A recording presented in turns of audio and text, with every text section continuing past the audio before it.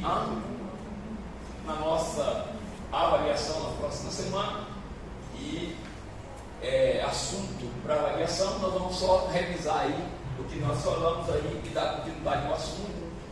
Vamos lá. Característica da personalidade de Deus se refere, Deus é um ser individual e pessoal, Ele é uma pessoa infinita, eterna e mensurável, completamente diferente dos seres humanos, criatura dele. Então, aquela questão, vamos um pouquinho aí, tá bom? Essa questão de ser um ser individual. Por que individual? Porque é um ser que possui personalidade. Só para lembrar, em essência, eles são quantos? Em essência, um. Em número, um. Mas em personalidade, eles são três. Por isso é um ser individual, por causa da sua personalidade. Por isso que nós estudamos a teologia sistemática. E ao estudarmos a teologia sistemática, nós vamos pontuando a personalidade do Espírito Santo, a personalidade de Jesus e a personalidade do Espírito Santo de Deus. Por isso que eles são três, porque eles três possuem atributo de pessoa. E quais são os atributos de pessoa? Inteligência, sentimento e volição. Por isso eles são três nesse sentido da sua personalidade. Quando nós discorremos a questão do estudo da paractologia ou cristologia, a gente vai pontuando e vendo que todos os três têm atitude, têm vontade, têm sentimento. Vamos lá, por gentileza, livro. Vamos lá. Então, a inteligência de Deus está presente. Esse atributo de pessoa, isso também está ligado a nós. Nós comentamos isso aqui lá no livro do Gênesis, do capítulo 2 ao verso, parece 24, parece mais ou menos. Deus desenvolvendo essa inteligência no homem. E quando Adão dá nome às espécies, isso mostra que o homem tinha inteligência, tinha capacidade.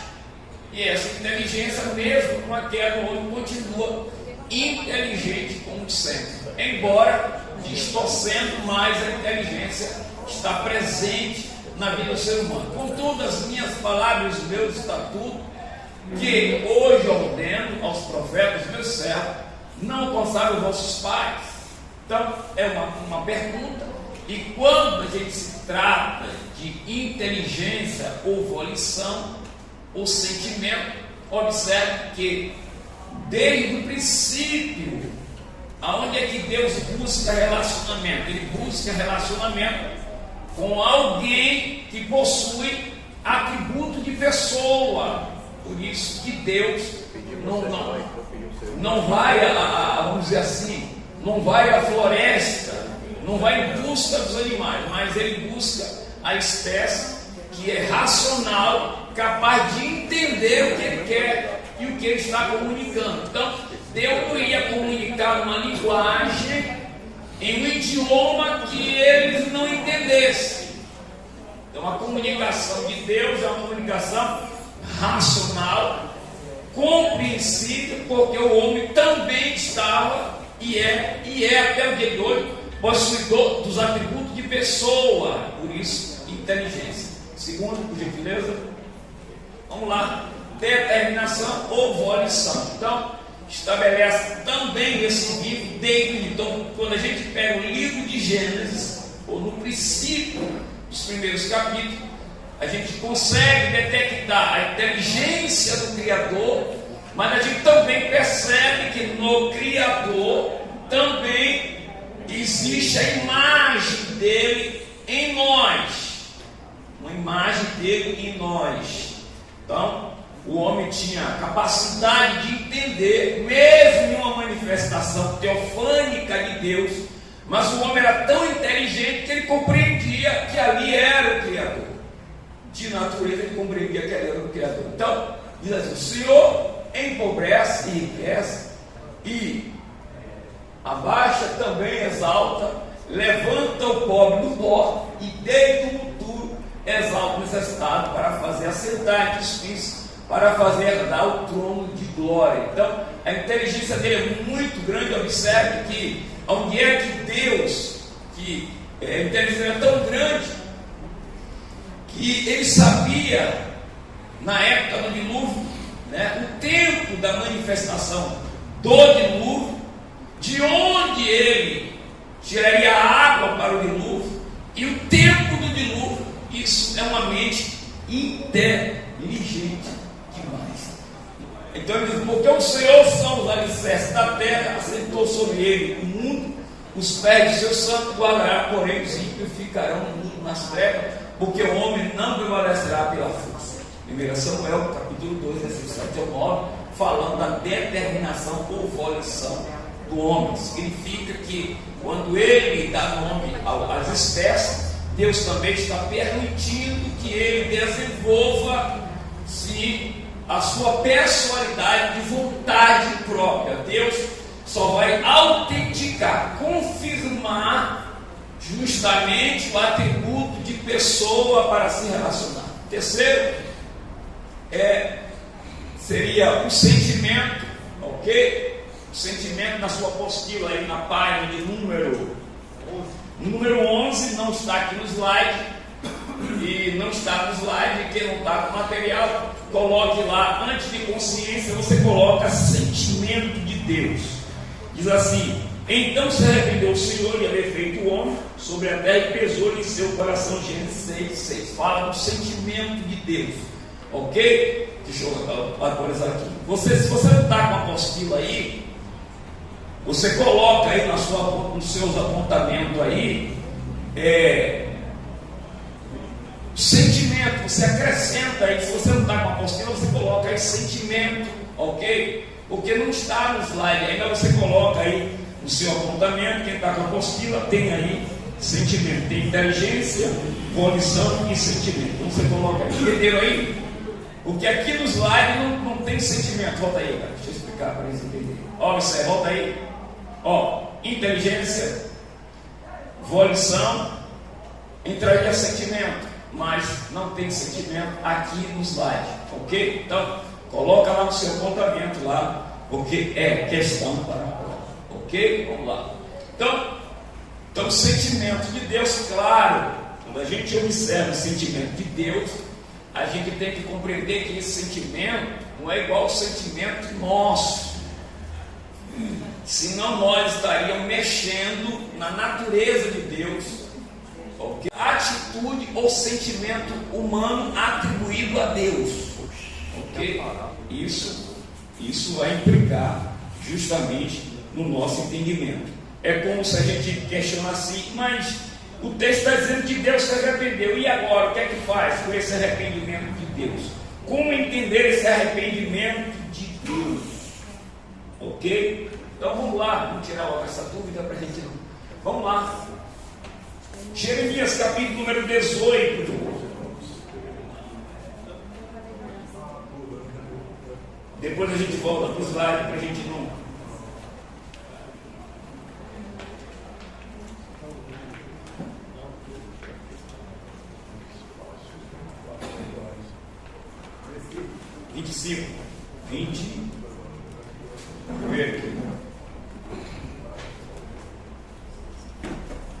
Versículo 7, 18:7. 18:7, pode sim, vamos lá, obrigado. No momento em que eu falar acerca de uma nação e acerca de um reino, para remover completamente e para demolir e para destruí-lo, se aquela nação contra quem eu tenha pronunciado se desviar de seu mal, eu me arrependerei do mal que pensei em fazer com eles. E no momento em que eu falar a respeito de uma nação e a respeito de um reino, para construir e para plantá-los. Então, observe que Deus, na sua soberania, já deixou estabelecido o que ele iria fazer. Então, no pensamento não é uma questão de Jair, por exemplo. Eu pedi a Rafael, vai ali no carro ali, pegar alguma coisa, aí de repente ele escorregou ali. E de repente ele escorrega. Então ele vai dizer o que para mim? Eu vou dizer o que para ele? Se eu soubesse, não teria mandado.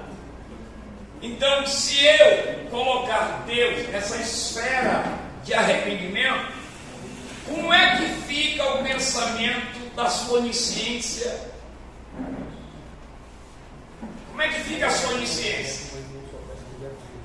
Se ele se arrepende, ele não sabe o que vai acontecer. Se ele já sabe o que vai acontecer, então ele já sabia de tudo. Por exemplo, vamos abrir a Bíblia aí, em Êxodo 32, 14.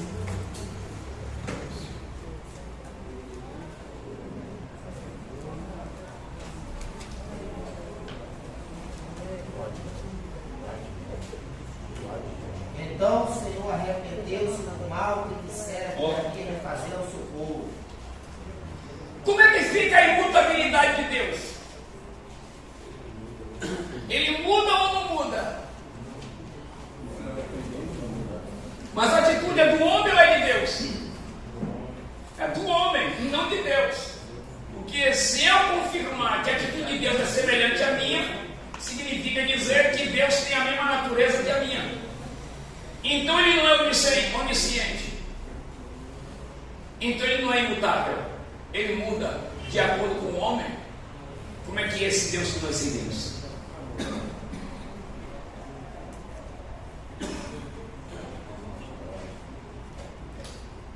Por exemplo, esse capítulo de número 4. Vamos lá, mais uma vez para a gente só pensar.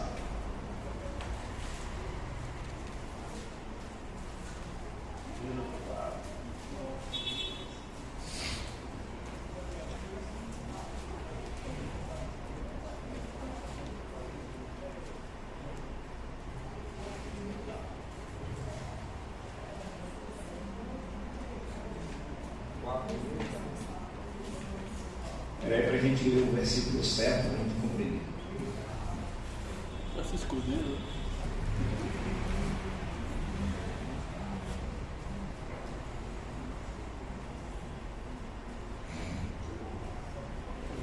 Versículo 7. 3:7. E disse: põe tua mão no peito de novo. E ele novamente pôs a mão no peito. E quando Não, esse capítulo 3, versículo 7. E disse o Senhor: tenho visto atentamente a aflição do meu povo que está no Egito. Sim. Tendo ouvido o seu clamor por causa dos seus exatores, Sim. porque conhecia as suas dores. Sim. Portanto, desci para livrar-me da mão dos egípcios. Aí eu pergunto, como entender esse descer de Deus? Então ele não de presente. Para ver, ele tem que descer para ver. Porque ele está dizendo que desceu. Desceu da ideia de quê? Que ele desceu. Então, se ele precisa descer, ele não é de presente. Se ele precisa descer onde ele está para ver, então ele não é onipresente.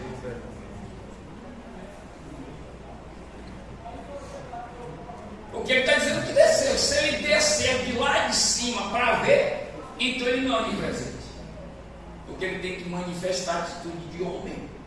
Quem tem que descer sou eu, para ver o que está acontecendo lá na pista. Mas Deus não. Então esse sentimento, é preciso usar essas metáforas para que nós entendamos essa questão do sentimento ou da ação que é atribuída a homem como fosse a Deus. Quer dizer, significa dizer que para nós entendermos a dimensão de Deus, é preciso que tenhamos essa figura de linguagem presente em nós, para que nós possamos entender.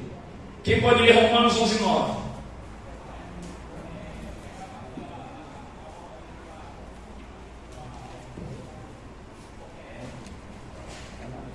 Davi diz: torne-se a sua mesa em laço, em armadilha e em tropeço, por sua retribuição.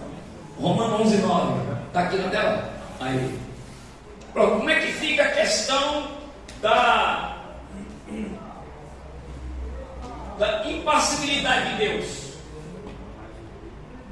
Então, ele tem razão de escolher um para punir e a outro para divulgar a causa. Então, essa essa figura de linguagem tem que estar presente para o nosso sentido racional de entender a sua grandeza, de entender a sua dimensão. Hebreus 4,13, bota aí para a gente ler.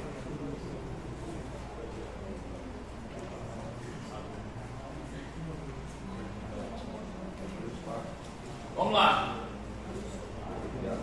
E não há criatura alguma encoberta diante deles. Antes, todas as coisas estão nuas e patentes aos olhos daqueles com quem temos de tratar. Como é que a gente vai entender a infinitude de Deus se os olhos dele estão aqui, fixos em você?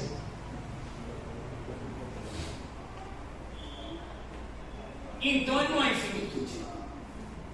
Porque para enxergar ele tem que fazer isso aqui. Feito por si mesmo a purificação do nosso pecado, assentou-se à destra da majestade nas alturas. O qual sendo o esplendor da sua glória. Agora ninguém expressa a imagem da sua pessoa. Imagina quando Tomé disse: Senhor, né, Tomé, mostra o Pai é o que nos basta. Aí Jesus responde o que para ele? Tomé não, como é? Filipe, mostra-nos o Pai é o que nos basta. Qual é a resposta de Jesus? Há quanto tempo? E você ainda mostra o Pai? Então, ele é o esplendor. Imagine, irmãos, imagine se o Sol se aproximasse da Terra, o que seria de nós? O que seria da Terra? Imagina se essa glória de Deus expressa na sua plenitude se aproximasse da Terra. Então, esta glória, essa expressão da imagem do Eterno veio em Cristo Jesus. Então, quem olha para Jesus consegue ver o Pai. Porque se ele vem na sua plenitude, não tem como. Então, o Filho vem nessa expressão dessa imagem. Então, quem vê o Pai, vê a mim. Então, é essa expressão da sua imagem, da sua pessoa. Da sua pessoa.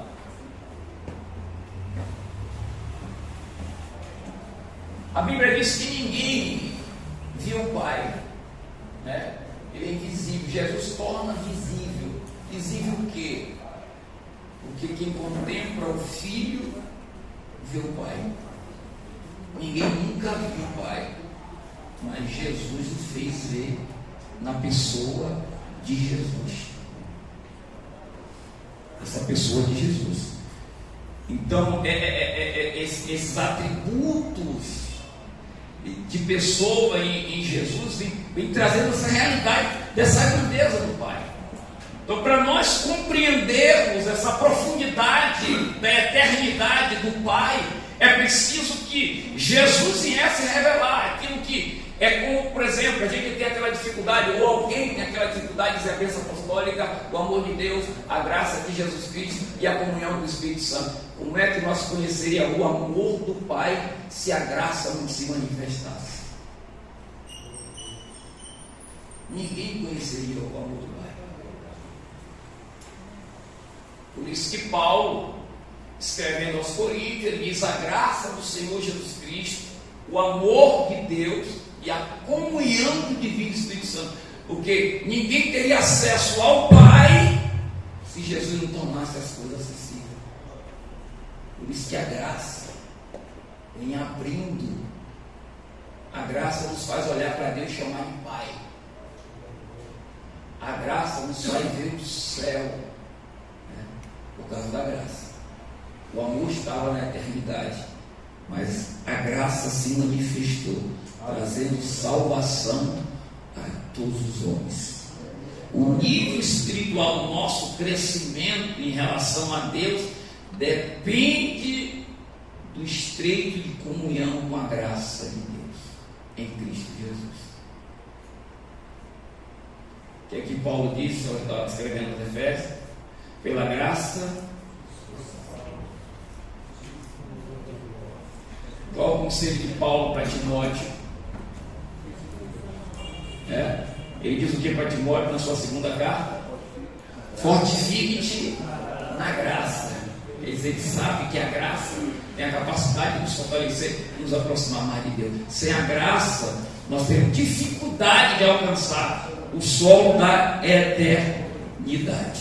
Então vamos lá, aí, volta lá por gentileza, lá para o slide, lá, volta lá de novo para o slide. Volta lá para o slide.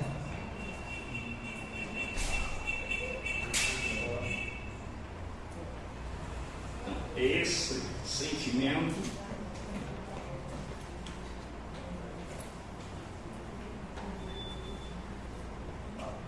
vamos lá?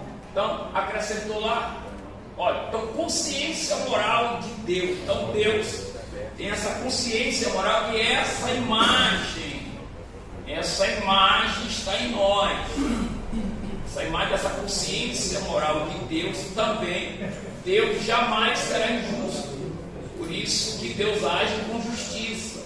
Então, essa consciência moral vai sempre permanecer nas suas manifestações da sua imanência.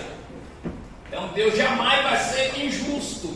Ele sempre vai agir com justiça. Por causa de quê? Por causa da sua consciência moral agindo também numa consciência moral do ser humano.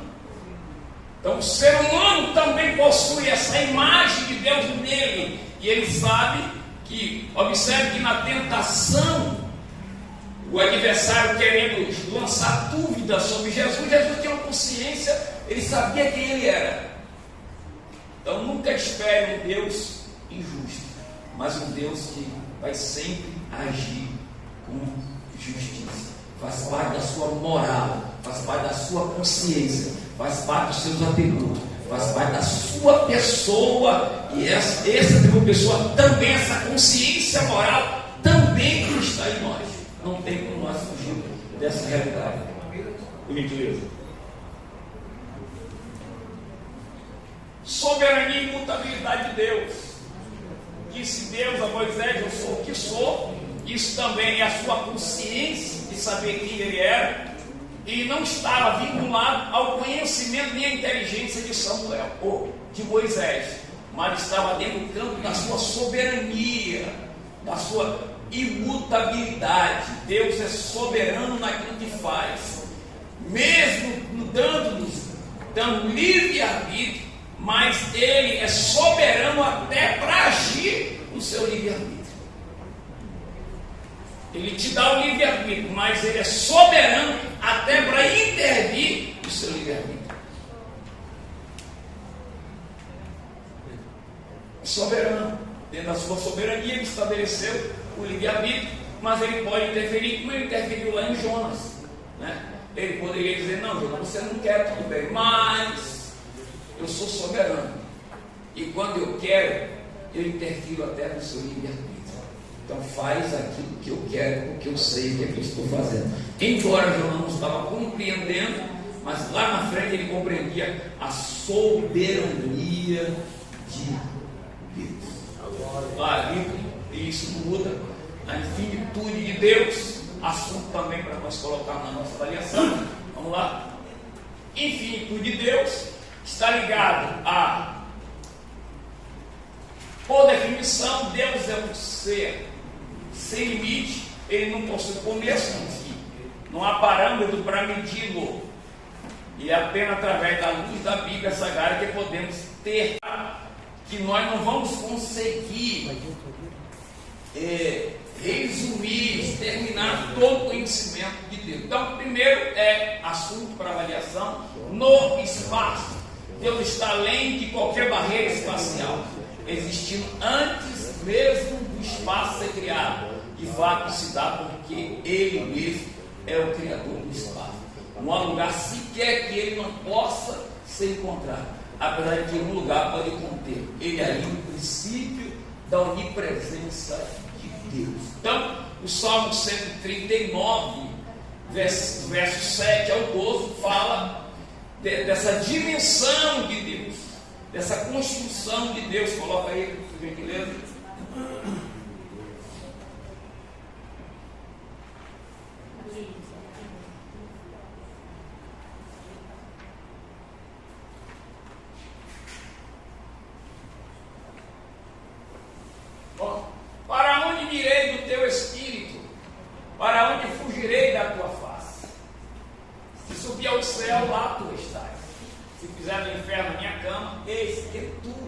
estás também.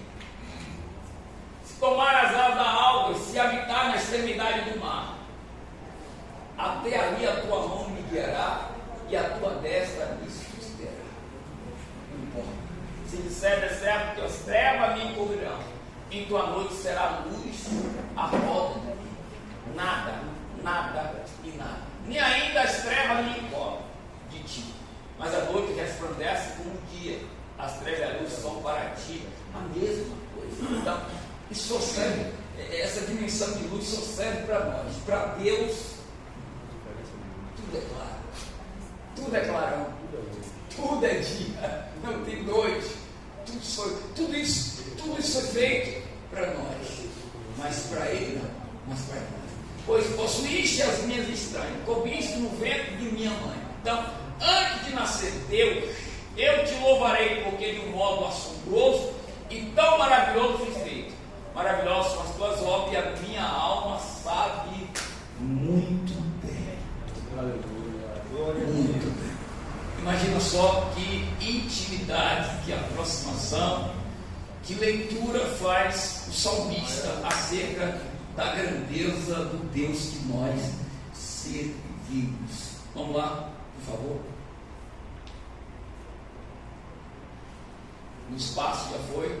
Vamos lá. No tempo, a relação de Deus com o tempo vem mostrar-nos o quanto Ele é infinito. Deus não é limitado pelo tempo, não sendo dessa forma afetado por Ele. Deus é antes do tempo, uma vez que Ele é Senhor sobre o tempo. Então Deus, nós que às vezes usamos aquela linguagem, Deus tem pressa, Deus conhece o ontem, o hoje e o amanhã.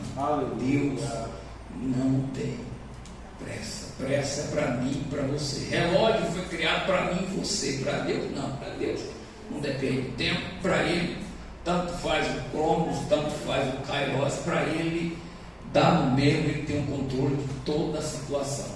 Salmo de número 20, versos de número 1 e 2 diz o quê? 90.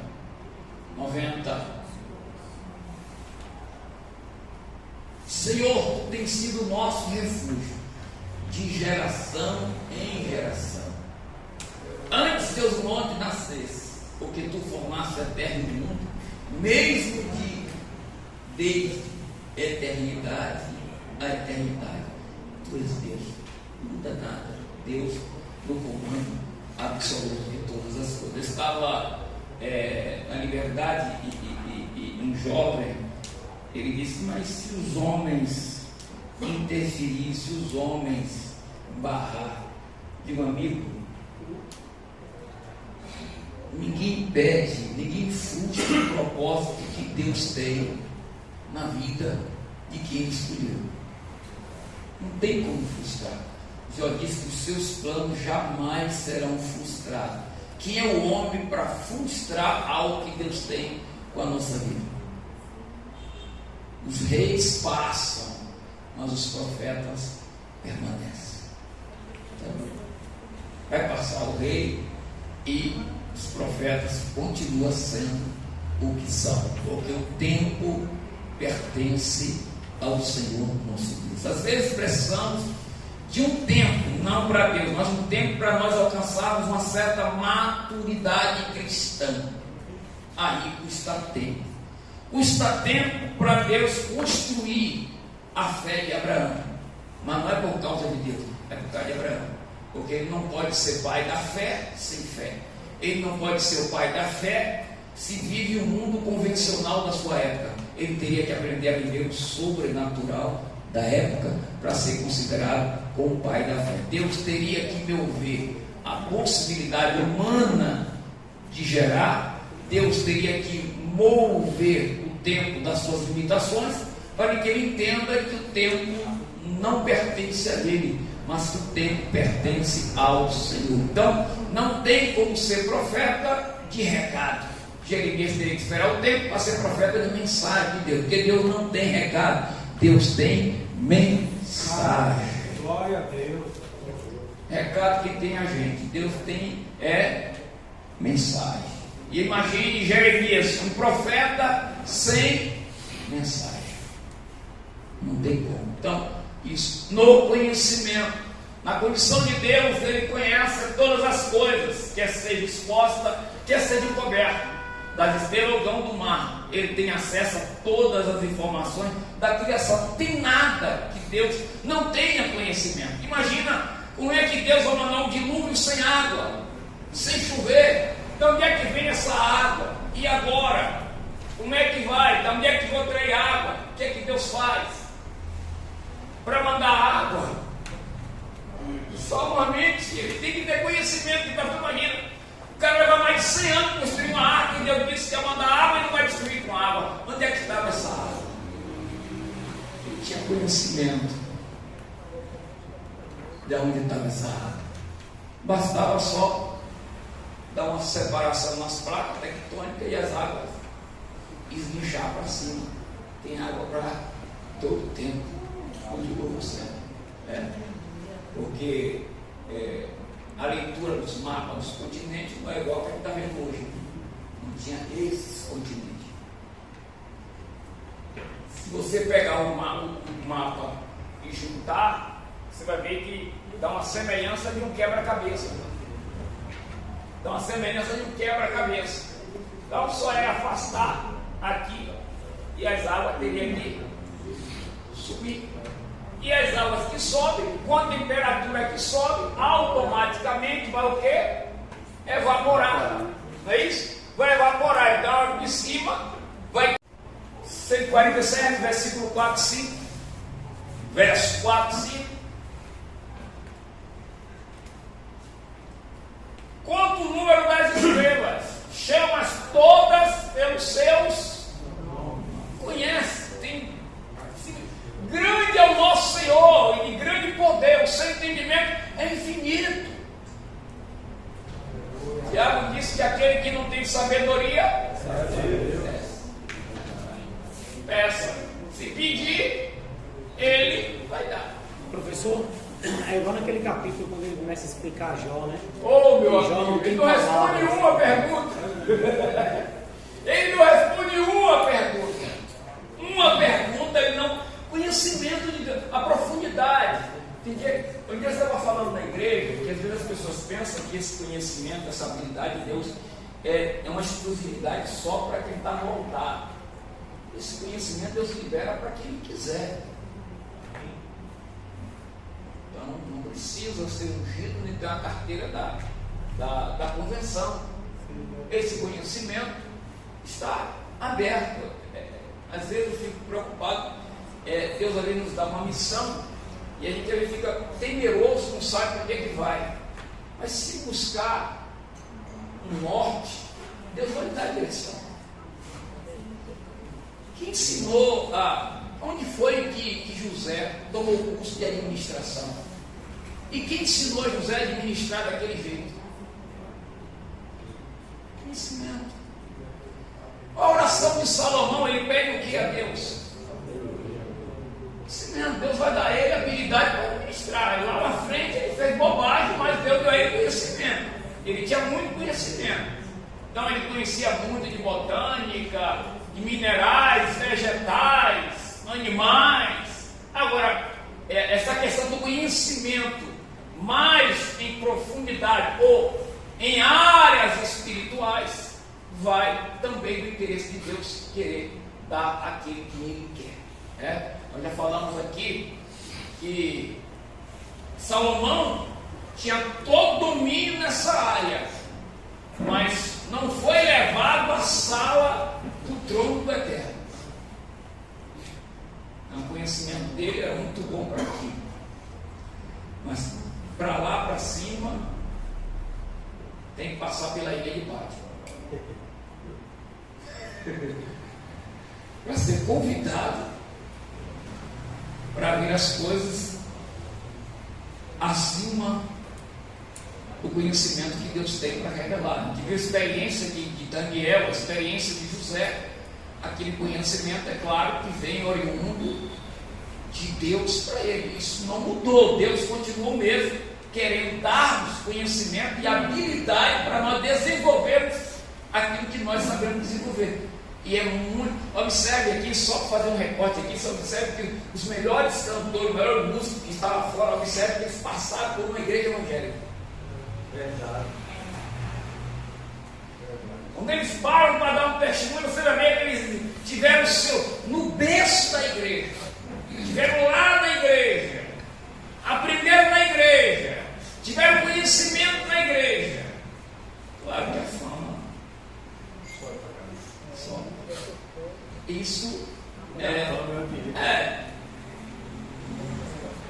não tem tudo que dá prazer.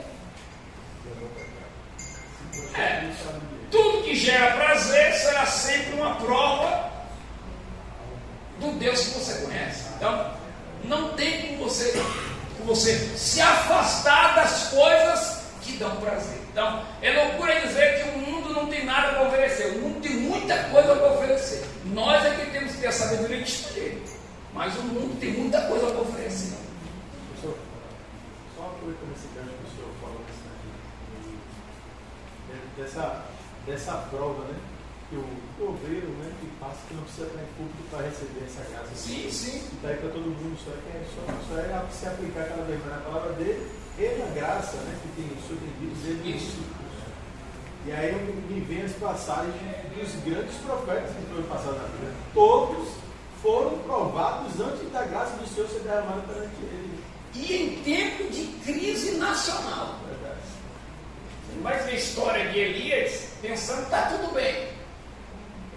Não tem. A questão que nós estamos vivendo hoje é que as pessoas estão se achando profetas sem ser profeta. Querem profeta, mas não querem o espírito de profeta. Não querem a vida de um profeta. Não querem viver, quer um profeta para gerar pódio, holofote, mas não quer uma vida de profeta como Ezequiel, como Jeremias, como Isaías, porque não era só profetizar, a profecia era a sua própria vida, era a expressão da vida, não era a expressão do lado, assim diz o Senhor, não era só isso, a vida dele tinha que ir na frente, para testificar, porque o sentimento do Eterno tinha que esboçar nele. Ele não poderia chegar lá pregar e dizer, o sentimento de Deus é como se Deus estivesse chorando, ele teria que chorar naquele momento. Está doendo, ele teria que sentir a mesma dor do Eterno, ele teria que transmitir essa verdade. Olha as profecias de Jeremias, os lamentos de Jeremias. Ele não transmite só a profecia de falar. A sua fala é acompanhada com o que ele vive, com o que ele está passando. Então, se você for pegar antes do livro de Ezequiel, você vai ver que a situação de Ezequiel não era tão fácil assim. Então, eles tinham que viver aquela realidade. Imagina você viver a Elias, aonde você não vê a genealogia de Elias, e Elias entra em cena e ninguém sabe quem é o pai e quem é a mãe. Ele entra em cena para revelar a grandeza do Eterno. Mas quem é o pai dele e quem é a mãe dele?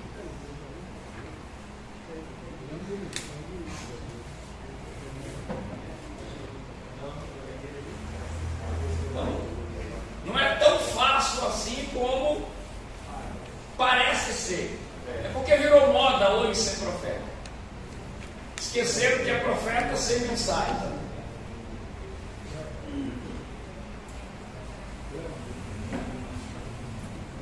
Já naquela época, os profetas, não os profetas, os reis tinham seus profetas para profetizar em seu favor. Então os profetas de Deus tinham que dizer assim, diz o Senhor, para fazer a diferença. Para fazer a diferença. E eles jejuaram, oravam, a pessoa vai pregar também, como que quiser. A parte do sacrifício ela não quer, a parte do holofote ela quer. Vocês devem ficar em casa e tal, não sei o quê, porque já sabe que os espíritos malignos trabalham ao redor para não acontecer aquele culto, né? E aí tudo contempla para que você não chegue lá. Porque as coisas nós, somente nós estamos vivendo uma artificialidade muito grande. Estamos chamando de avivamento aquilo que nunca foi e nunca será. Eu tenho uma preocupação muito grande lá na igreja quando eu vejo aquele movimento, nada contra os instrumentos, mas eu fico preocupado para que as pessoas não sejam convencidas pela emoção dos instrumentos. Porque você vai ter uma ação do Espírito, mas esse Espírito vai te levar a uma semelhança de Cristo e não uma semelhança de homem.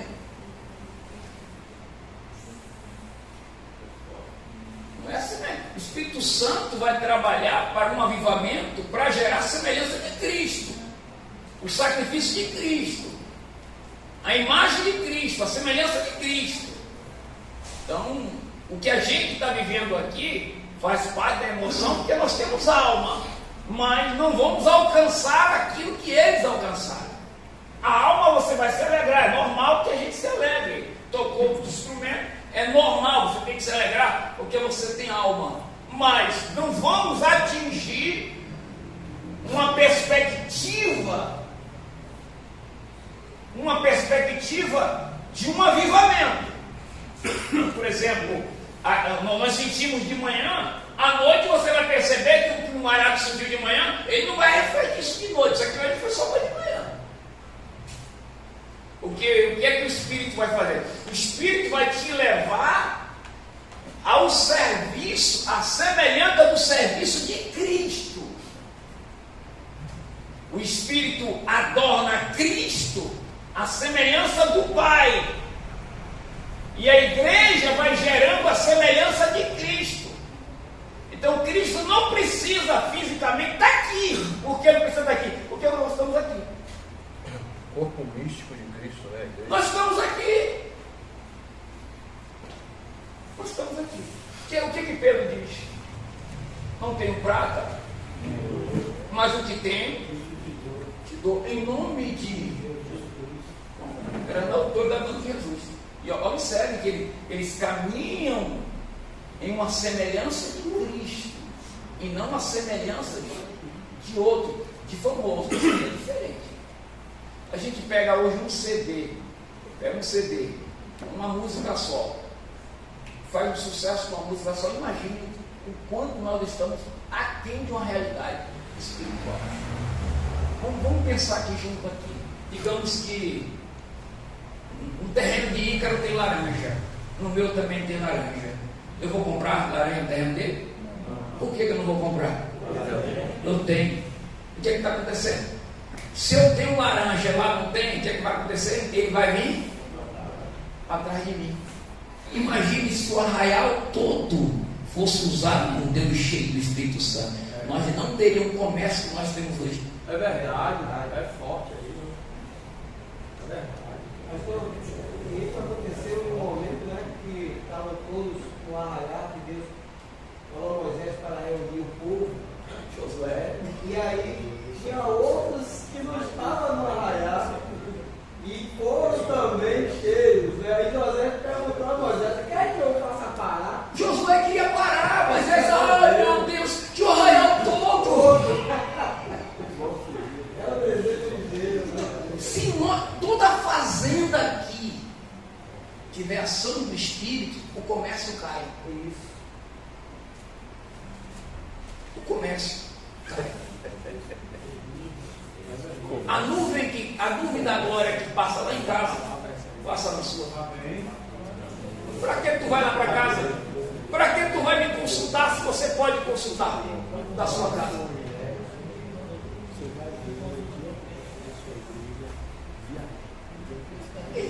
Para que você vai dizer assim, não, me dê uma palavra aí? Se o Espírito já está revelando a palavra, se o Espírito já está lhe dando a palavra, como é que você vai pedir? Vai lá para casa pedir palavra, se a palavra está dentro da tua casa?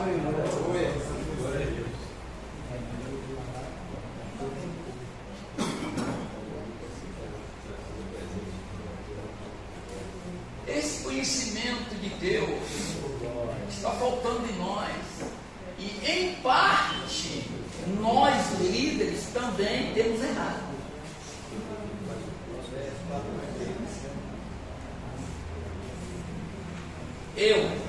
Eu tenho que conduzir a igreja para cima e não para quê? Para cima. Aleluia. É para Ele. Conheça Ele, intimidade com Ele, aproximação com Ele, tudo para Ele. Aí a gente fica, aí acontece de manhã, estamos na expectativa da noite, pensando que é o avivamento. Que avivamento? Foi só naquele dia. Foi um dia com Deus. A gente tem que ver hoje esse dia com Deus. E na verdade, me permita ser sincero, a verdade lá na igreja, irmão, como é que um dia com Deus eu vou vender lanche? Como é que um dia com Deus vai ser um dia de verdade? Ou vai ter lanche para comer. O dia com Deus que nós queremos fazer é um dia específico.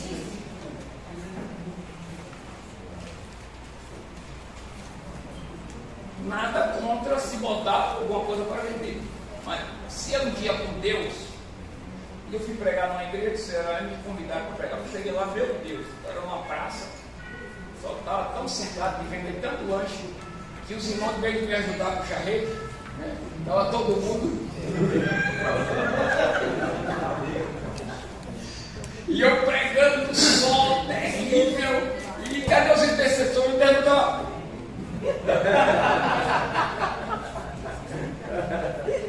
O quê?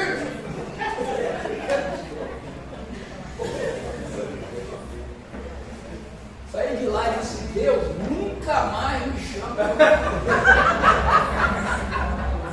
Nem me chame. Vou mais. Pastor, uma coisa interessante, quando a Bíblia diz que a gente tem que estar crucificado em Cristo, que quem está em Cristo crucificado busca as coisas que são do alto. Quem estava arraigado ao chão era a cruz. Jesus não. Jesus estava sobre. Ele não estava arraigado à terra. Então quem está crucificado em Cristo vai buscar as coisas que estão em cima, não as que são na terra. É essa construção de semelhança que nós precisamos. Essa construção de semelhança que nós precisamos. Não adianta gerar homem segundo a semelhança de homem. Não vai acontecer nada. É a semelhança de Cristo. O que é a igreja perseguida? Os valores terrenos não faz parte da grade curricular para a eternidade. Ó Cristo, ó Cristo, ó Cristo. Quando tentaram tocar fogo em Policarpo, Jesus apareceu a ele e disse, não se preocupe, você não vai pegar fogo. Pronto. Experiência. Claro que nós estamos numa sala de aula, irmãos, e nós seremos confrontados com Deus por essa realidade. Não é para eu aceitar, porque o avivamento começa por mim. Se essas coisas não me entristecem dentro de mim para que eu tenha uma atitude, então vai permanecer a mesma coisa. Serei mais um no meio de uma comunidade. Mais um. Eu vou cantar hoje, eu vou pregar amanhã, depois acabou tudo. E às vezes técnica homilética. E às vezes técnica homilética. Que não é técnica homilética. Jogo de pressão emocional. Só o pastor tem que estar ligado para passar o crivo, para não deixar passar essas coisas. Senão o rebanho dele está. Então, é um filtro, é uma realidade. Irmãos, Deus está nos trazendo para uma sala de aula, não é para você pensar como os outros, mas é para você pensar diferente. Isso aqui é um desafio, irmãos. É um desafio. Eu estava olhando outro dia um cara com ele dizendo que tinha mais de 1 milhão de seguidores, só porque botou um chapéu e andou todo requebrando na rua.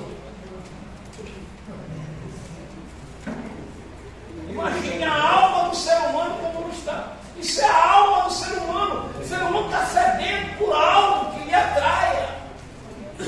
Como era a igreja de Spurgeon e outros pregadores que abalaram a Europa. Em cada tempo, os templos não diminuíam, os templos teriam que ir. Porque não comportava.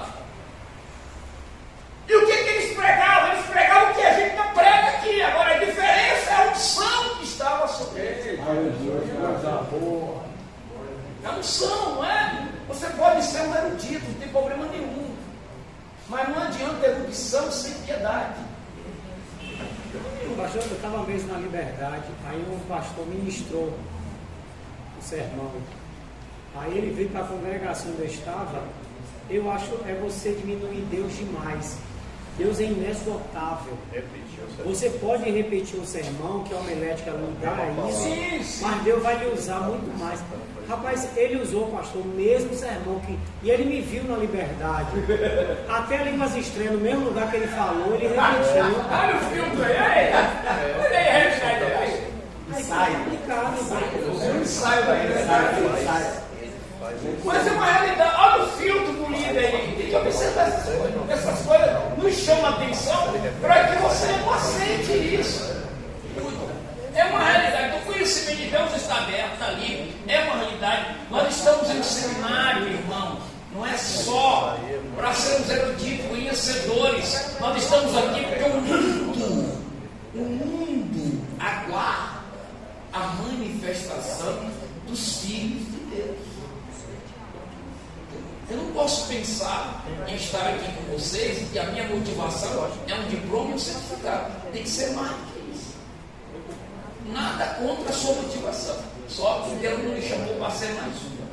Deus lhe chamou para fazer a diferença nesses últimos dias. Vamos lá, então, conhecimento, a unidade de Deus. Vamos lá. Então, o nome de Deus é pluralizado no conceito que Deus tem, mas ainda assim ele é uno. Dizer que Deus é uno não exclui a pessoa do Filho e do Espírito Santo, uma vez que a sua unidade está em sua essência absoluta, aquilo que nós já comentamos. O Israel, o Senhor nosso Deus, é o único Senhor. Claro que nós compreendemos que esse contexto é um contexto de uma nação saindo de uma mentalidade escrava. Segunda coisa, o pensamento ali é um pensamento em volta de nações politeístas. Eles não tinham ainda a capacidade de absorver a pessoa de Jesus e nem a pessoa do Espírito Santo. A gente tem que compreender isso aqui. Terceira coisa, a gente compreende também que a revelação de Deus, ela é progressiva. Ele está dizendo aqui que é uma coisa, o testemunho de Jabá vai dizer que só eles é testemunha, né? Baseado em Isaías. Se eles fossem testemunhar de alguma coisa, ele testemunhava no poder de Deus. Então, essa unidade de Deus não anula a pessoa do Espírito Santo e nem anula a pessoa do Senhor Jesus Cristo nessa questão da unidade de Deus. Vamos lá aí, por favor. A imanência de Deus. Isso aqui é tremendo. Conhecemos, Deus está presente e ativo em sua criação dentro da raça humana, mesmo em meio aos incrédulos. A presença e a ação de Deus no universo não pode ser confundida com a crença do politeísmo. Então, o que é que a gente entende por essa imanência de Deus? Imagina hoje, se Deus não atuasse hoje na ciência, na descoberta científica.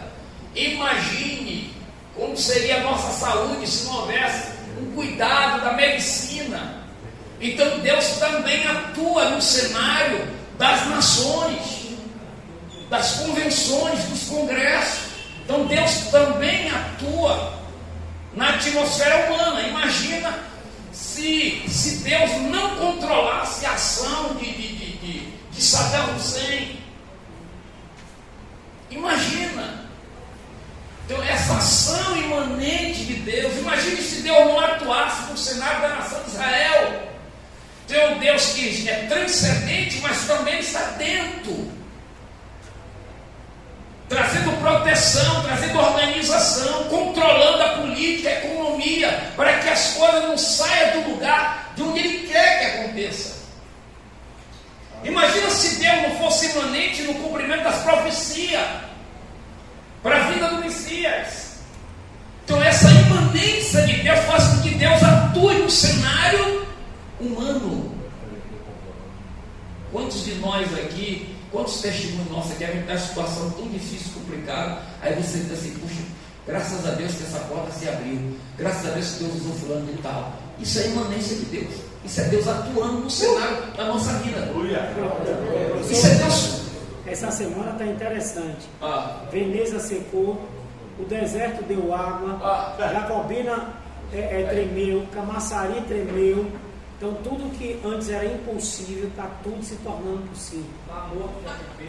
Mar morto, profecia se cumprindo, mar morto. Imagina se Deus não atuasse no cenário das profecias. Então eu tenho que ver que Ele é um Deus que transcende a minha capacidade de entendê-lo, mas também tem um Deus que é imanente, que atua no cenário da vida do ser humano. Imagine se não tivesse descoberta científica para... Foi só caindo. Imagine se Deus não tivesse o controle da situação. Onde é que nós iríamos parar? É Deus atuando no processo da tecnologia, da arqueologia, para que as coisas venham convergir no processo do cumprimento da sua palavra. Imagine uma profecia em Gênesis 3,15 Gálatas vai dizer, e vindo a plenitude dos tempos. Quer dizer, durante esse tempo todo, Deus veio cuidando dos detalhes, para que a profecia não errasse. Aleluia! Né? Se preocupando com as estradas, se preocupando com a religião, se preocupando entre aspas, com o precursor. Imagina, tudo no tempo certo, uma perícia exata, nada fora. Usando nações como a Síria para regular Israel, usando nações como Babilônia para controlar a situação, para o cumprimento da sua palavra. Isso é imanência de Deus, controle de Deus. É isso que nós, cristãos, temos que olhar por essa ótica desse Deus. Não conhecer Ele só em circunstância, quando a geladeira está cheia, quando tem roupa nova, quando tem tudo. Mas enxergar Deus mesmo em circunstância difícil. A sua imanência está atuando na minha casa, a sua imanência está atuando no meu trabalho, a sua imanência está atuando na faculdade, a sua imanência está atuando na família. Imagina quantos de nós aqui, quem sai de manhã cedo para trabalhar, eu não sei nos bairros que você mora, mas lá eu moro em Pirajá, meu amigo, os assaltos agora é 5 horas, 5h30 da manhã. Aqui é cuidar a estratégia. Imagina. Aí acontece um fato. Aí, naquele dia você acordou atrasado, aí você murmura. Perdi o horário. Aí quando você chega no final de linha, perdeu o ônibus, né? Aquele ônibus que era para você pegar, todo mundo foi assaltado. Todo mundo foi assaltado. Mas você não. O que é que Deus fez? Pula mais um pouquinho. Que eu estou te dando um livramento. Descanse mais um pouco que eu vou te dar um livramento. Isso é imanência de Deus. Olha! Isso é Deus atuando no cenário da nossa vida. Meu Deus! É o Deus atuando. Atuando. Aí você às vezes reclama, mas eu não tive dinheiro para comprar aquilo, não sabendo que Deus está construindo uma fé, uma confiança, não sabendo você que Deus está te tirando do mundo convencional para te levar para o mundo do seu extraordinário. Aí que põe lá na frente. Meu Deus! É porque o nosso automático só funciona do jeito que eu quero. Mas quem mais ensinou Ana a vencer? Penina ou o marido dela? Ou o marido de Ana? Penina. O que ele disse para ela, para Ana? Não, eu não sou seu marido, não sou mais importante do que ter filho. Imagina se ela se conformasse com isso. Então, mais uma porção dobrada de amor. Menina levou ela aonde? A orar mais, a ir para o templo, a fazer voto, a se aproximar. Era Deus usando a natureza de Penina para cumprir o seu propósito. Isso é imanência de Deus. Quem mais ajudou Jacó? Labão ou a sua mãe? Labão. Enquanto ele estava em casa, meu filhinho Jacó, tome comidinha, me ajude aqui, serviço doméstico, vem pra cá, você é lindo, você é assim. Deus disse: espera aí, você vai atrapalhar meu propósito. Você vai atrapalhar meu propósito. Já sei quem eu vou usar. Repete. Vou botar um Labão na sua vida.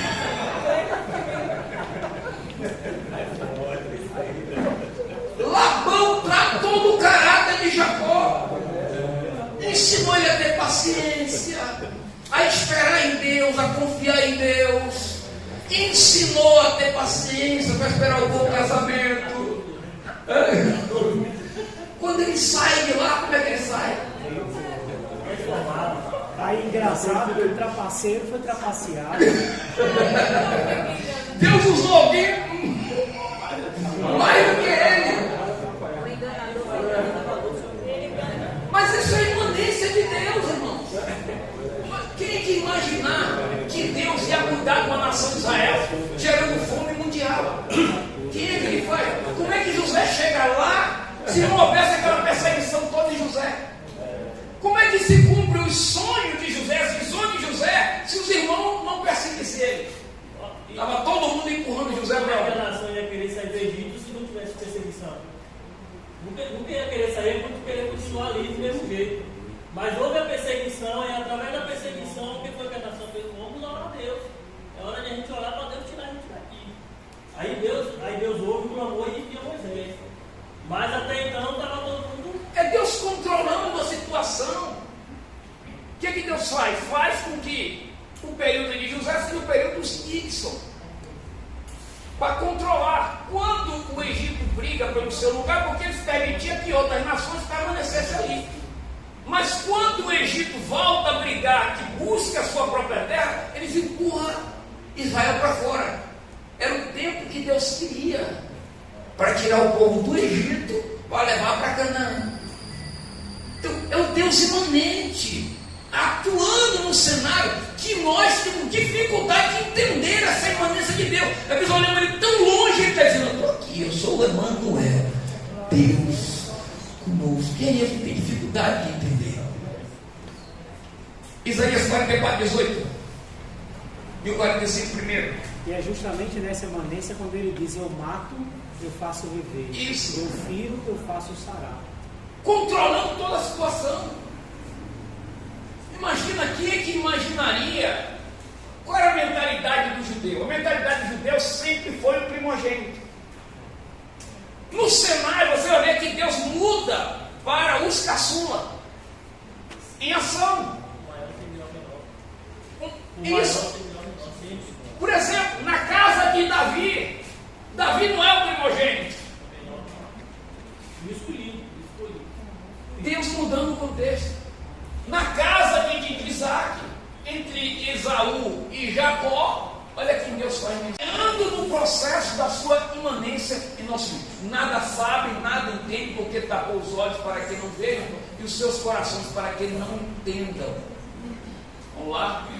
Esse é o mesmo processo de Abacuque também, não entendendo a imanência de Deus. Assim diz o Senhor, o seu ungido, assim para quê? Isso aqui é demais. A quem tomam pela mão direita para bater as nações diante de sua face e decidir os lombos dos reis para abrir diante dele as portas, e as portas não se fecharão. Isso aqui é demais, né? Se fosse um crente aí, estava brigando com Deus. Larga minha mão, vá. Essa imanência que nos faz mais próximo de Deus, mais convicto da ação de Deus em nossa vida. Vamos lá, então. Transcendência. Só na apostila? Vamos acompanhar na apostila aí, por gentileza. É mesmo. A transcendência de Deus. Deixa eu ver aqui. Transcendência de Deus, abra sua apostila.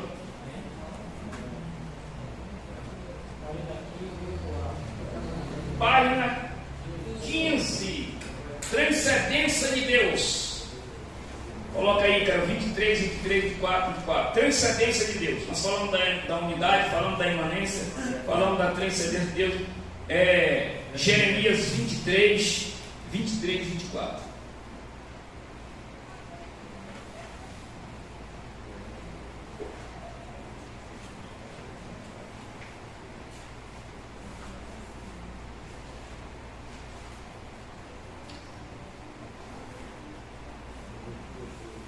Faltou aqui na página 14, no poder, na constância. Vamos lá, deixa eu fechar essa transcendência de Deus aqui, está na página número 15. Depois, faltou ali o slide ali, comentar o conhecimento de Deus, no poder e na constância também de Deus. Mas se eu fechar logo aqui a transcendência de Deus, está na página número 15, colocou aí? Porventura sou eu Deus de perto, diz o Senhor, e também Deus de longe. Meu Deus. Esconder-se alguém, me esconderia de modo que eu não veja, diz o Senhor. Porventura não encho eu os céus e a terra, diz o Senhor. Isso fala da transcendência de Deus. Isso fala da onipresença de Deus, da onisciência de Deus. Deus que tem o controle absoluto de todas as coisas. Então, não tem nada que venha fugir do golpe de vista de Deus, da atuação de Deus. Vamos voltar aqui para a página número 14, por gentileza. Nós falamos do conhecimento. Vamos falar do poder de Deus aqui, por favor. Página número 14. 5.4. O texto aí é Gênesis 17:1. O texto aí é Gênesis 17:1.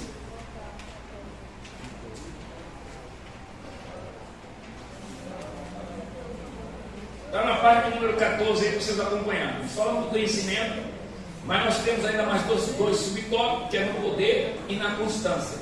No poder, por fim, a infinitude de Deus também pode ser considerada em relação ao que também é conhecido como poder. Então, falando da questão da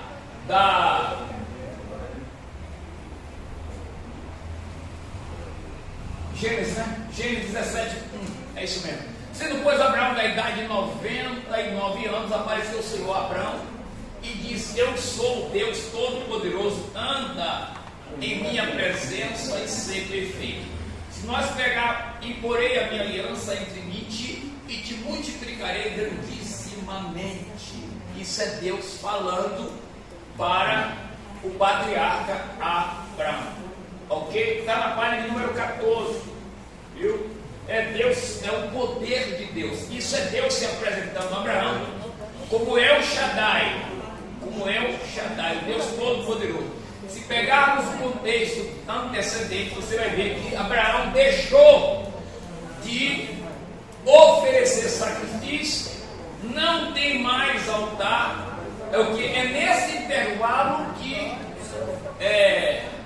Ismael entra em cena, como se já tivesse tudo concluído. Então é aí que Deus se apresenta a Abraão como o El Shaddai, o Todo-Poderoso.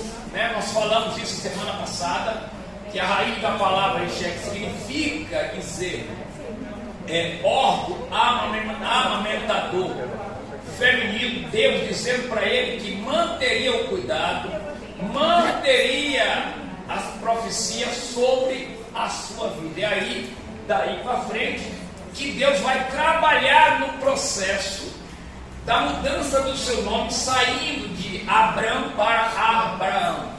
Lembra eu falei a semana passada a questão do tetagrama Yud Re Vav Re, ok? Não tem como colocar aí na tela, né? Pela internet. Tem?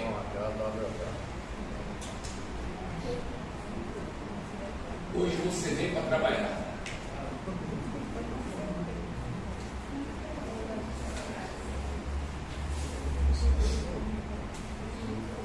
Então, é o Shaddai, é o poder e... Ok? Então, se não der, fica tranquilo. A gente prossegue aqui, depois a gente volta aí. É Deus mostrando o seu poder, a sua grandeza e se revelando não mais aquilo que nós falamos no início. Ele não pode ser o pai da fé enquanto ele não tem uma construção de fé e confiança em Deus. Ok? Aí Deus coloca o rei do seu nome sobre o nome do patriarca Abraão e o outro rei, que é do tetragrama, também repousando sobre a vida de Sarai, agora chamaria de Sara. E eles terão que viver agora na dependência inteiramente de Deus. Deixa aqui a Bíblia. Se der no final, a gente coloca. Na constância, 5.5 é na sua apostila, que é...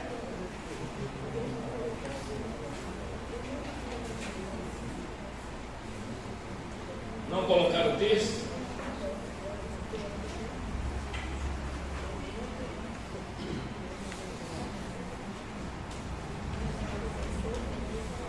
Folheia aqui algumas partes da Escritura. Deus é descrito como imutável. No Salmo, o salmista contrasta a natureza de Deus com os céus e a terra. Eles perecerão, mas tu permaneces. Tu, porém, és sempre o mesmo, e os teus anos jamais terão fim. Deus mesmo afirma, embora seu povo tenha se afastado, seus estatutos, eu, o Senhor, não mudo. Então Deus é constante, imutável em todo o tempo. Então, esse Deus, ele é no conhecimento, no poder e na constância. Então, em todo o tempo, Deus vai estar sempre atuando na esfera da nossa vida, da nossa realidade. Ok? Vamos lá. Página de número 12.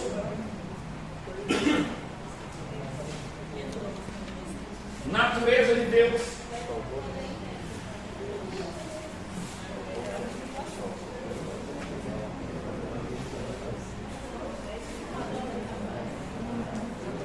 Página de número 12. Charlie. Vamos lá. Não está aí, vai acompanhar por aqui. Você vai botar só os textos lá para a gente acompanhar. Então, a natureza de Deus é a vida de Deus. Então, define na página de número 12, Deus é um Deus vivo. Jeremias capítulo 1, versículo 10. Jeremias capítulo 1, versículo 10.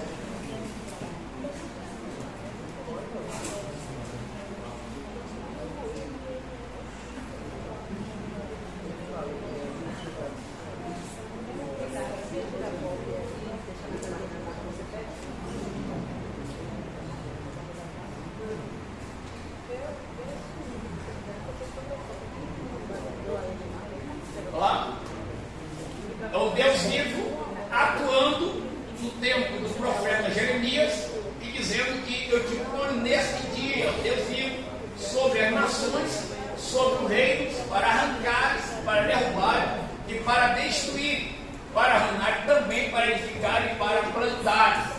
Então ele tinha uma missão dada por Deus vivo, o Deus que atua, o Deus que está presente. 4.2, a espiritualidade de Deus. Então, não tem como nós nos relacionarmos com Deus. Jesus mesmo disse que Deus é Espírito. João 4:24, coloca aí, por favor.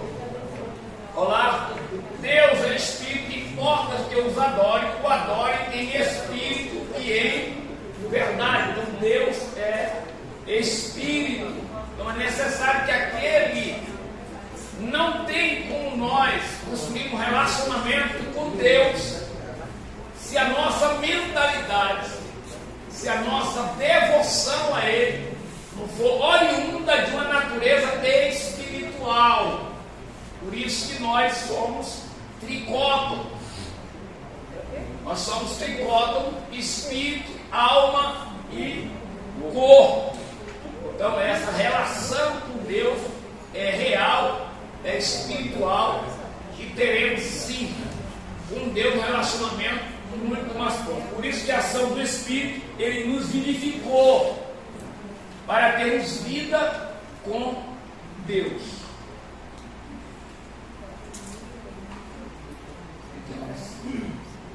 8:35. Espiritualidade de Deus, vamos para a página de número 15. Nomes de Deus, vamos lá. Também há um contexto totalmente diferente, diverso da realidade que nós vivemos, né? Na cultura judaica é diferente o pensamento sobre o nome. O nome está direcionado ao caráter da pessoa. Nós aqui colocamos o nome de alguém, o nome de um filho, às vezes o nome de alguém baseado, nem busca o significado daquele nome, mas coloca o nome. E o nome do Eterno está ligado ao seu caráter, à sua manifestação, à sua ação. Então não é um nome qualquer. Não é um nome qualquer, mas é um nome que está afeiçoado ao seu caráter, à sua manifestação. A sua manifestação. Então vamos lá. Por isso que os judeus, 20, versículo 7, não tomarás o nome do Senhor teu Deus em vão, porque o Senhor não terá por inocente o que tomar o seu nome mesmo. Por isso que ele chamava de diferente, ou Adonai, Senhor, porque eles temiam muito chamar o nome do Eterno em vão. Por isso que no Tetagramas ele não corria esse risco de chamar o nome do Eterno e chamar o nome do Eterno errado. Por isso que ele é considerado Senhor. Então todas as vezes que encontrarmos na nossa Bíblia esse nome em caixa alta, é porque lá no manuscrito, lá nos escritos estava o tetagrama hebraico. Por isso que está em caixa alta. Senhor, Adonai, ou Hashem. É assim que eles chamavam, porque significa o nome que eles não sabiam, baseado, fundamentado no tetagrama hebraico. Está aí o tetagrama? Coloca aí, cara. Sim, coloca aí. Esse aqui, ó. Ele vai colocar aí.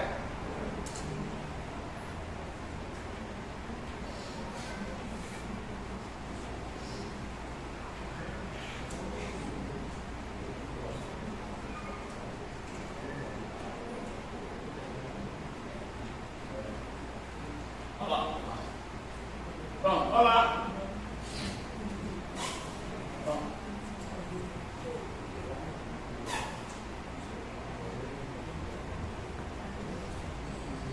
Pronto. Olha lá.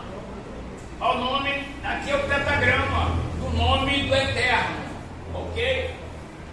Então ali é Yud, aquele lá em cima, parecendo uma vírgula lá em cima. Isso aqui é um rei. Isso aqui é um vav e aqui é o outro rei. Olha lá. Ele é de lá para cá, não é daqui para lá não, hein? Nós é que escrevemos errado. Eles começaram primeiro, aí escreve aqui, né? A gente pensa que é a gente que está certo, mas quem está certo é eles começaram primeiro. Então é de lá para cá, o nome dele é de lá para cá. Yud, olha lá, que seria o nosso Y aqui, ó. Tá vendo? Daqui para lá, não é? De lá para cá, ó. O H aqui, ó. Aqui é o W, o V, Vav, e aqui é outro Vav, ou outro Rei, ó. Tá vendo? Como o hebraico não tem consoante, não tem vogais, eles são consonantados. Então são bem consoantes. Então como é que você vai entender aqui? Então entraria aqui, por isso que é Iavé. Aqui tem um som, porque os judeus, a leitura dos judeus é fotográfica, depende do que vem antes ou o que vem depois. É o nome do Eterno. Então daqui para lá, de lá para cá, daqui para lá, Y, H, W, H, Y, H, W, H. Aqui na sua Bíblia, se tiver em caixa alta, porque estava desse jeito aqui o manuscrito. Em caixa alta é quando vem tudo em maiúsculo. Tudo maiúsculo. Vamos lá. É só por curiosidade, viu? Isso aí não vai cair. Isso aí não vai cair. É só por curiosidade, não se preocupa com isso não. Se preocupe com uma coisa na vida. Não adianta você conhecer e destrinchar, desenvolver, interpretar, fazer uma hermenêutica, uma exegese muito boa no Salmo de número 23, se você não conhecer o pastor do Salmo 23. De nada adianta. Se não construir uma intimidade com o pastor do Salmo de número 23. Então ele tinha essa preocupação aqui, ó. Não tomarás o nome do Senhor teu Deus em vão, porque o Senhor, ali entraria ali o tetagrama, não terá por inocente que tomar o seu nome em vão.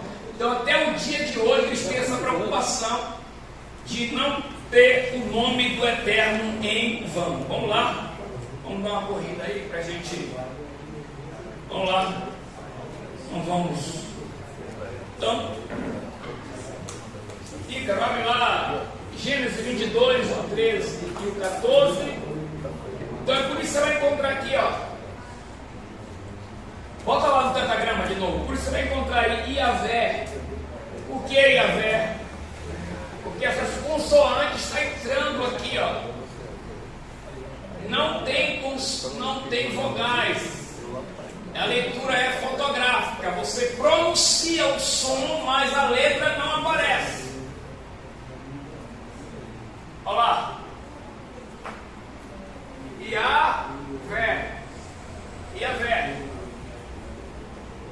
É como se você tivesse um aqui, ó. O H é mudo e o E entraria aqui, ó. Não tem consoante. Deu para entender? Então, é fotográfica. Tem que ler isso aqui sem vogais. Por exemplo, vou dar um exemplo aqui, ó. Vamos botar ali corresponde. Se eu tirar as vogais ali, aqui, bota aqui. Bote aí. Gente, é curiosidade, isso não vai cair em avaliação não. É só para explicar a vocês. Não é para avaliação não, é só para entender também. Ó, não tem vogais. O que vai acontecer é o som, os sinais maçoréticos, que vocês vão aprender na frente, não é nem para tocar nesse assunto hoje. Que vai dar esse som, mas eu queria uma letra, eu queria um nome aqui, uma palavra em português. Em português, qualquer palavra aqui em português. Qualquer palavra em português. Não, aqui seria ele aqui é em português. Mas eu queria uma palavra, qualquer palavra que você colocar em português, qualquer palavra. Qualquer palavra. Quando eu falo fotográfica, seria mais ou menos isso aqui, ó. Qualquer palavra. Essa aqui, tetagrama, uma palavra você colocar aí para mim, tá bom. Aqui, tetagrama. Vamos pensar aqui que essa. Vai botar? Vamos pensar aqui que eu tirasse todas as vogais do tetagrama. Como é que você pronunciaria esse nome se eu tirar as vogais?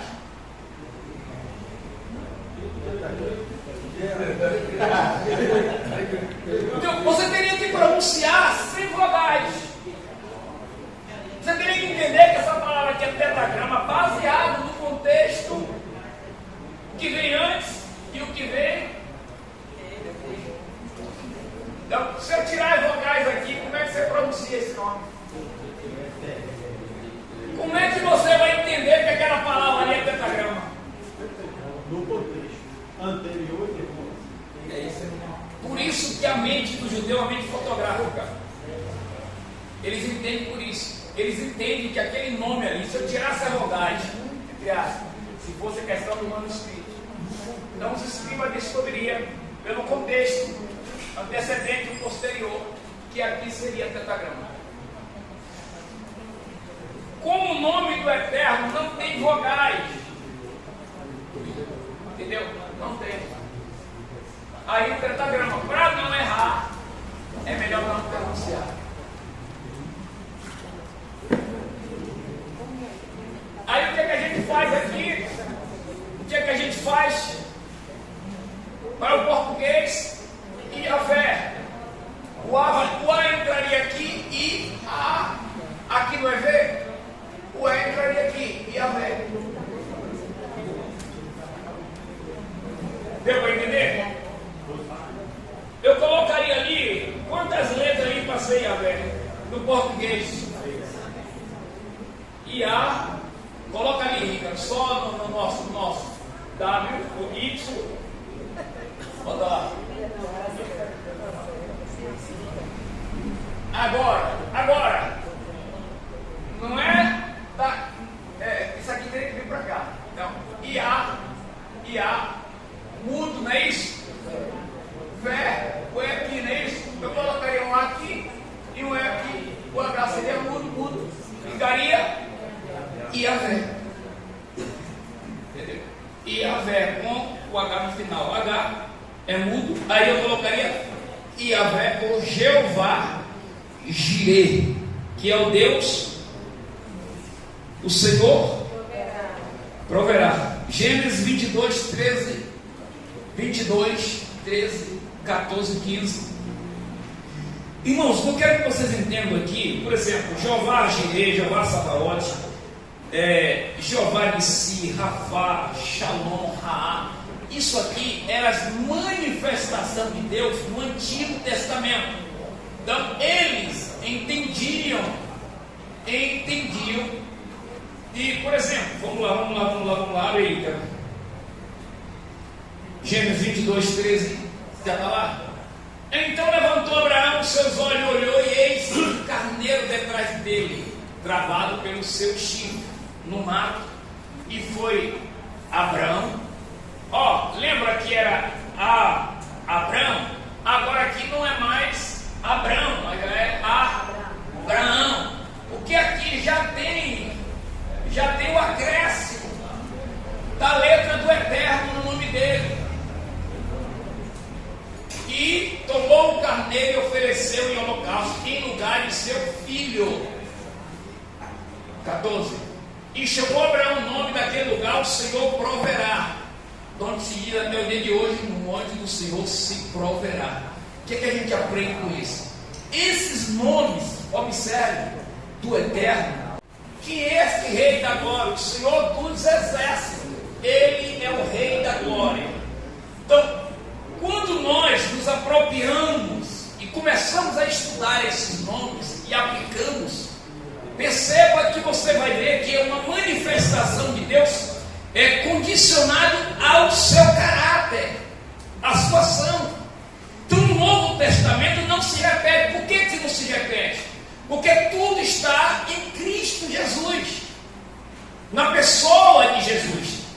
Então, por exemplo, o Jeová que foi o proverá no Antigo Testamento é o Jesus que vai agora prover no deserto. Então eu não preciso invocar o Jeová Jireh, que significa o Senhor proverá, porque agora eu tenho Jesus, o nome de Jesus. E eles aprenderam isso. Observe que quando eles vão subir no templo, observe que eles aprenderam a essência da importância do nome do Senhor. Então, quando eu entendo que esse nome tem poder, tem autoridade, é isso que eles faziam. Eles viviam pelo nome do Senhor. No Antigo Testamento, eles entendiam isso. Por isso que eles sabiam que o Deus proverá. O Jeová Jireh vai proverá.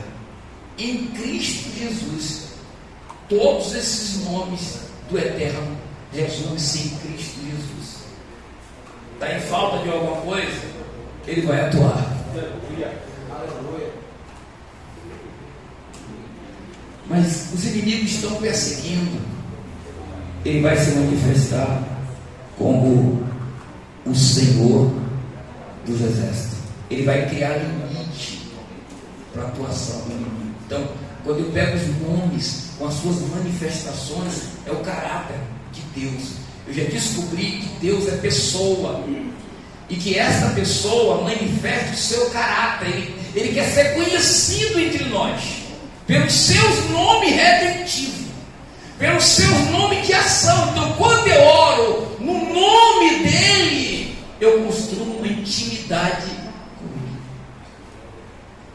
Então hoje você tem o nome de Jesus. E eles aprenderam isso.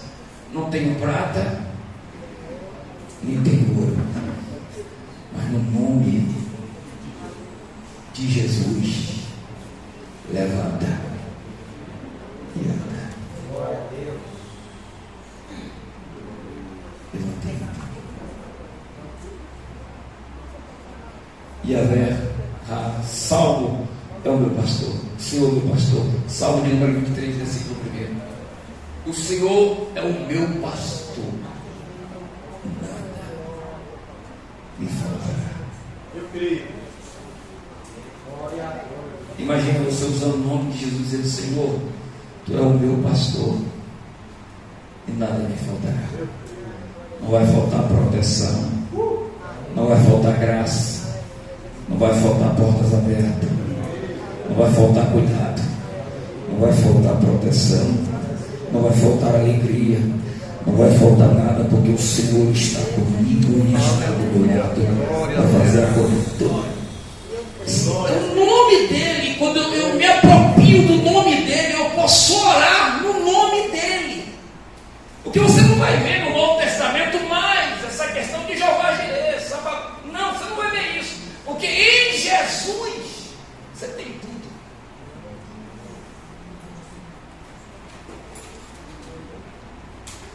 Gênesis 16, 13.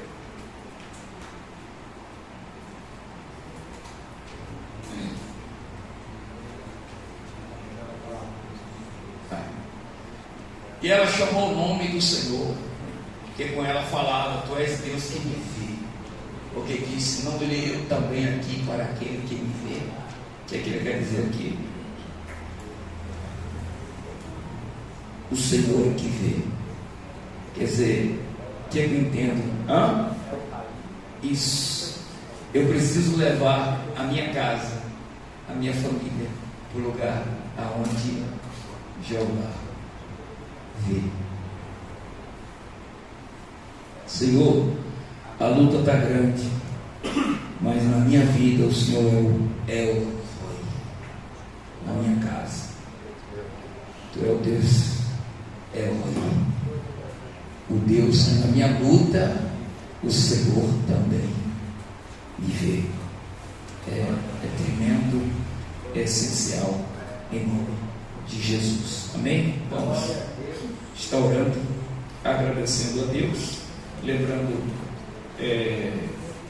aos irmãos que nós vamos fazer. Deixa eu dar só um toque aqui. Pode ir. Nós vamos fazer